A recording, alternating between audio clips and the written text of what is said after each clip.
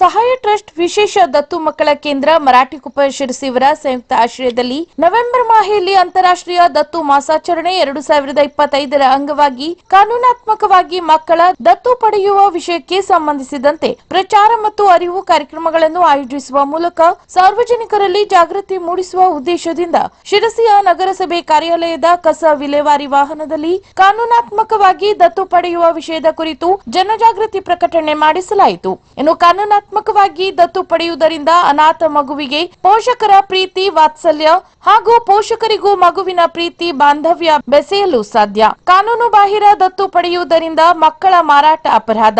ಅನಧಿಕೃತ ಮಕ್ಕಳನ್ನು ನೀಡುವುದು ಮತ್ತು ಪಡೆಯುವುದು ಕಾನೂನು ಬಾಹಿರ.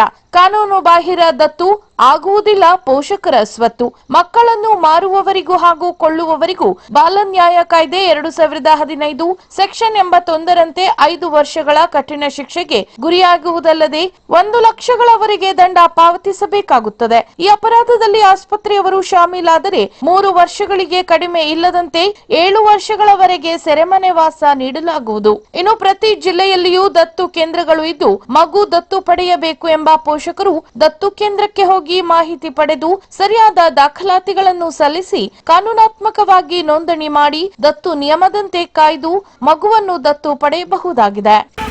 ಸೆರೆಮನೆ ವಾಸದೊಂದಿಗೆ 1 ಲಕ್ಷ ರೂಪಾಯಿಗಳವರೆಗೆ ದಂಡ ವಿಧಿಸಬಹುದು.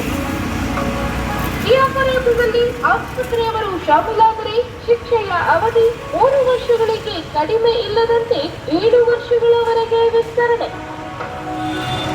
ದತ್ತು ಸ್ವೀಕಾರ ಬಯಸುವ ಪಾಲಕರು ಹೆಚ್ಚಿನ ಮಾಹಿತಿಗಾಗಿ ಸಂಪರ್ಕಿಸಿರಿ.